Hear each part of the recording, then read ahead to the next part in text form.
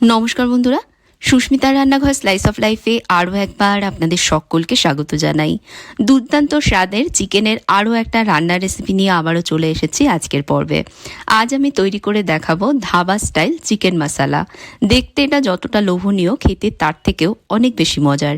আশা করছি আপনাদেরও ভালো লাগবে আমার আজকের এই চিকেনের রেসিপিটা। দেখে নিন তাহলে আমি কিভাবে তৈরি করছি। প্রথমে একটা ননস্টিক কড়াইতে পর্যাপ্ত পরিমাণ তেল গরম করে নিচ্ছি। সর্ষের তেল বা সাদা তেল যে কোনো তেলই নেওয়া যাবে। তেল গরম হলেই তেলের মধ্যে দিচ্ছি দুটো তেজপাতা, একটা শুকনো লঙ্কা, একটা দারচিনি, একটা বড় এলাচ, তিনটে ছোট এলাচ আর 5-6টা লং। আর দিচ্ছি হাফ টিস্পুন গোটা জিরে। গোটা মশলাগুলো তেলের মধ্যে কয়েক সেকেন্ড ভেজে নিচ্ছি। মশলাগুলো তেলে ফ্লেভার ছেড়ে দিলেই দিয়ে দিচ্ছি এর মধ্যে পেঁয়াজ কুচি। এখানে 3টে মাঝারি মাপের পেঁয়াজ আমি স্লাইস করে কুচিয়ে নিয়েছি। পেঁয়াজের মধ্যে অল্প নুন দিয়ে এবার পেঁয়াজগুলোকে ভেজে নিচ্ছি। নুন দেওয়ায় পেঁয়াজ থেকে জল ছাড়বে আর তাড়াতাড়ি পেঁয়াজগুলো ভাজা হয়ে যাবে। পেঁয়াজে বাদামি রং না আসা পর্যন্ত ভাজতে হবে। হাই আছে আমি ভাজছি, তাই সমানে একটু নাড়িয়ে মিশিয়ে দিচ্ছি যাতে ভাজবার সময় পেঁয়াজ পুড়ে না যায়। বাদামি রং করে পেঁয়াজ আমি ভেজে নিয়েছি। এখন এর মধ্যে দিয়ে দেব আদা রসুন বাটা। 2 টেবিল স্পুন আদা রসুন বাটা এর মধ্যে আমি দিয়ে দিলাম।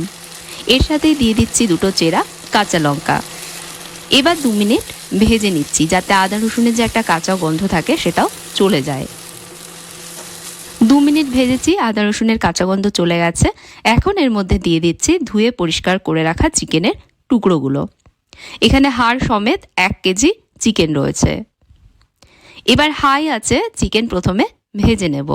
চিকেনের গোলাপি রং সাদা না হওয়া পর্যন্ত হাই আছে চিকেন ভাজতে হবে।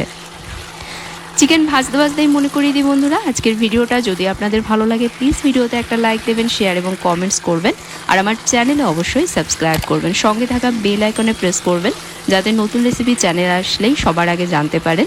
আর যদি ফেসবুক পেজে দেখেন পেজে ফলো করে নেবেন। হাই আছে 3-4 মিনিট ভেজেছি, চিকেনের রং দেখুন সাদা হয়ে গেছে। এখন এর মধ্যে দিয়ে দিচ্ছি গ্রেট করে রাখা মাঝারি মাপের দুটো টমেটো। অল্প নুন টমেটোর মধ্যে দিয়ে সব মিশিয়ে নিয়ে আবারও একটু সময়ের জন্য ভেজে নেব। কড়াইটা ঢেকে দিয়ে আঁচ কমিয়ে দিচ্ছি। 2 মিনিট পর ঢাকনা সরাচ্ছি। টমেটো আর চিকেন থেকে দেখুন বেশ খানিকটা জল ছেড়েছে। এখন এর মধ্যে দিয়ে দিচ্ছি 1 টিস্পুন হলুদ গুঁড়ো, 1 টিস্পুন কাশ্মীরি লঙ্কা গুঁড়ো, হাফ টিস্পুন ঝাল লঙ্কা গুঁড়ো, 1 টিস্পুন দিচ্ছি জিরে গুঁড়ো আর 2 টিস্পুন দিয়ে দিচ্ছি ধনে গুঁড়ো। মশলাগুলো সব চিকেনের সাথে মিশিয়ে নিয়ে আরও একটু সময় চিকেন কষাবো। আবারও কড়াই ঢেকে দিয়ে লো মিডিয়াম আঁচে কষিয়ে নিচ্ছি। তবে মাঝে মাঝে অবশ্যই সব মিশিয়ে দিয়ে আবারও ঢেকে দিতে হবে যাতে সমানভাবে চিকেন রান্না হয়। এভাবে প্রায় 10 মিনিট আমি চিকেন কষিয়েছি। চিকেন সুন্দরভাবে দেখুন কষে গেছে।